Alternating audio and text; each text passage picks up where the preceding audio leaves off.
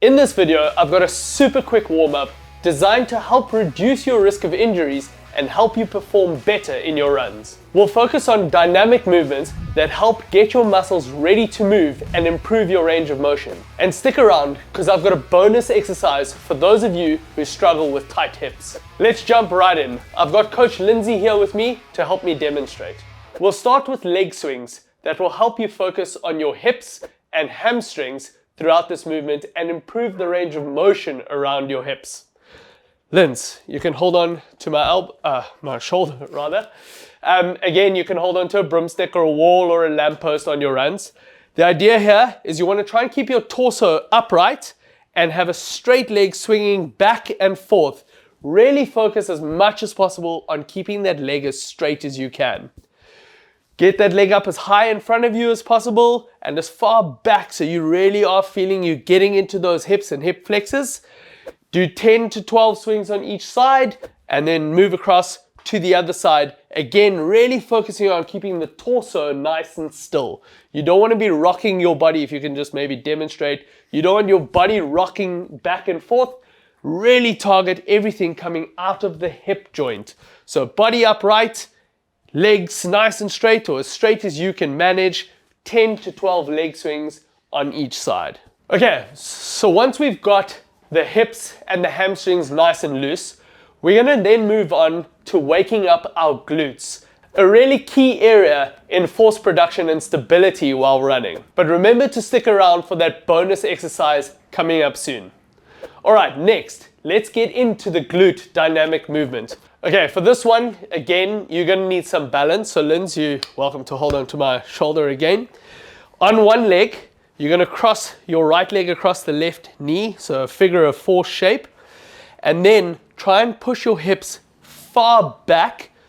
So really into the weight of the heels. There we go, push the bum back and feel that glute stretch. So in this case, we're working Lindsay's right leg, right glute, and then stand up nice and strong, and then go down again. Push the bum back, keep the weight on your heel, get a little bit lower. With every movement and every repetition, you want to try and improve that range of motion. You want to try and get a little bit lower. If you feel that you need a little bit more of a stretch, you can also put your hand on your knee and push your knee down towards the floor.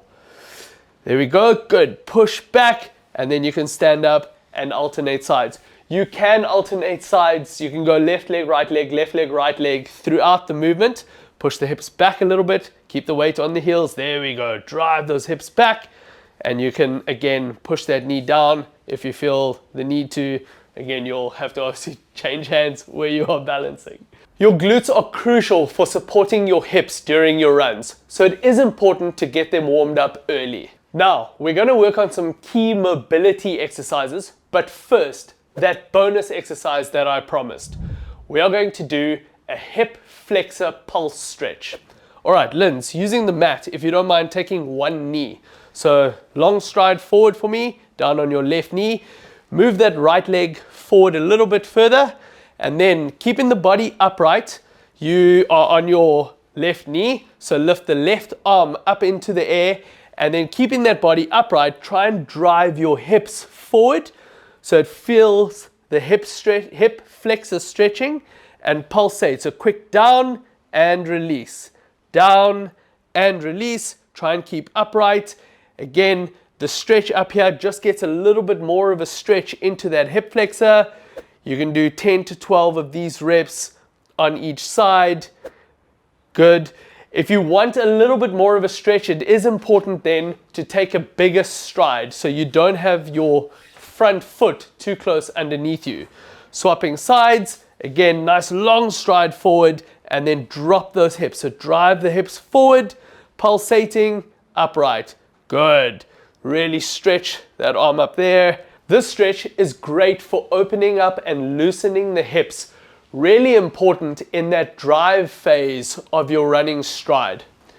It's also crucial for people who tend to sit a lot, so have desk jobs or are seated for most of the day, drivers driving around as well. Hip flexors tend to get really tight, and a stretch like this is absolutely critical. All right, feeling good, Linz? All right, up next, we are going to target your hips and spine with some knee drops. Okay, so with the knee drops, you want to be seated, have your feet flat on the floor with your knees bent at a 90-degree angle. Try and start with your feet a little bit wider than shoulder width apart. As a regression to this exercise, or call it the simple starting version of this exercise, I'm happy for you to have your hands on the floor behind you for a little bit of balance and stability. We're then going to do the actual knee drop portion, which is swinging the knees down to one side. So we're going to move to the left, trying to get those knees as close down to the floor as possible. If you have a limited range of motion, that's okay. You are going to go as far as you can manage. Try and avoid, though, lifting the hip up off the ground. We're going to then come to the top of the movement and roll our knees across to the other side. The reason it's important to have your feet wide apart is so that if you can get all the way down, your left knee in this case would get to the right heel, and then obviously making sure those hips stay nice and flat. Knee drop all the way to one side, come across, and we're just going to rotate this side to side, again trying to really improve the range of motion. So every rep, try and get a little bit further in that range. As a progression to this, if you are able to do this without your hands on the floor, you can then do exactly the same knee drops, but now keeping the trunk nice and stable and trying to keep yourself upright. As you can see, Lindsay's got a slightly limited range of motion here, and he's working to his limits, which is perfect. No one is perfect in this instance. Make sure that you're working within your limits, and as we do this, you will progress in that range of motion. Next up, we're going to loosen your lower back and your core with some spine rotations. Okay, so for the spine rotation, Linz, if you can lie back, you're gonna lie back on your back, arms out to the side. Focus first on keeping those shoulders nice and flat throughout the entire movement on the ground. We're gonna lift the knees up, feet up off the floor, gently roll the knees across to one side, so drop those legs towards the floor, focusing on keeping those shoulders flat on the ground. Keep the knees together and come across and roll to the other side. You want to stay within your range of motion. You might initially feel your back clicking here and there. Nothing wrong with that, on condition that there's no pain. Don't push through any pain through this movement. But keep those shoulders flat, gently rolling side to side, and try and avoid your legs just flopping to the floor and losing control of the movement. Nice and slow, side to side, loosening that trunk up, and this helps with the balance in your running stride. So if we've got a good loose trunk, it helps with the stability and keeping us upright instead of just sort of that falling, rocking side to side because everything's tight and pulling with every stride. Coming up next, we have the inchworms, focusing on your whole body, prepping yourself for a full range of motion. And after that, we'll finish with one of the most effective stretches out there. Okay, Linz, if you don't mind standing up, you can face me. For the inchworm, there's limits to how stiff you might be in the hamstrings in particular. So we'll start this off in your range of motion and then hopefully progress. Ideally, standing up with your feet a little bit narrow and then shoulder width apart. You want to try and bend over as much as you can and try and put your hands on the floor in front of you. If you cannot reach the floor directly, you can bend the knees slightly to get the hands down. Walk your hands out away from the feet. So take a few short strides, walk those hands out all the way down so your body is in a nice flat push-up position. You should be feeling the hamstrings pulling throughout this movement. This is great for hamstrings, lower back, but also some shoulder stability and mobility while we're at it. Then from this position, you now want to try and walk your feet back to your hands. So staying nice and low, short strides, short little steps, get the feet walking to the hands. Again, as you can see, if you have a limited range of motion, bend those knees, get as close as you can, and if possible, stand up nice and straight. From there, we'll repeat the exercise. So you can step back again slightly. Now, try and get, again, a little bit closer to your feet this time. So straight to hamstrings. There we go. That's already an improvement. Walking all the way out into that push-up position. Try and get those hips nice and flat. Good extension. There we go. And then from there, short strides, feet walking up towards the hands. You can see throughout this is only 2 repetitions done, and there's already a little bit of improvement around Lindsay's hamstrings in particular and how close he can get into that movement. We will do this 8 to 10 times. Try and progress with everyone. Straighter legs, get those hands a little bit closer to the feet on the way down, or feet a little bit closer to the hands on the way up. And don't forget to stand up straight between every rep before you start again. Ready for the last stretch? The world's greatest stretch. This is a perfect way to wrap up your warm-up and leave your body primed for that running session.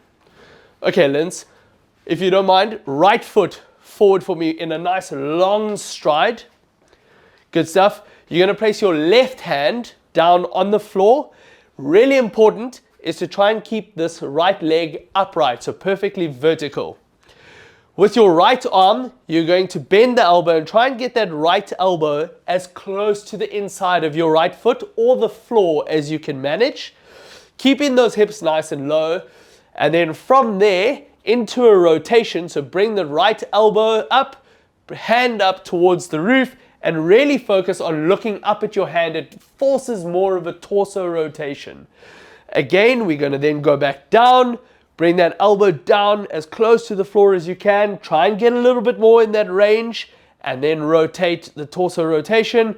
So arm up, look up at the hand, keeping those hips low the whole time. As a regression to this, if you struggle to be in this position, you can bend the back knee and actually place the knee on the floor. So you're welcome to start in that position if you do struggle to keep your hips low, and do exactly the same movement. Big torso rotation, hand up towards the roof, go down and stretch as low as you possibly can. This is a great whole body movement. We're focusing on hips, we're focusing on hamstrings. There's a lot of torso rotation happening here, and there's a fair amount of stability happening here, trying to maintain this position as well. Do all the reps on one side before then coming across and then moving on to the other side. One last key tip here is that front foot needs to stay flat on the floor. You don't want to shift your weight forward that your heel is coming up onto the floor. Keep driving the heel down, keep this front leg perfectly vertical and the hips nice and low throughout the movement. By doing this warm-up routine before every run, you'll not only improve your performance, but significantly reduce your risk of injury. If you found this routine helpful, be sure to hit the subscribe button for more tips to keep you running stronger and pain-free. And if you want more, check out my bodyweight workout to help boost your running power. See you in the next one.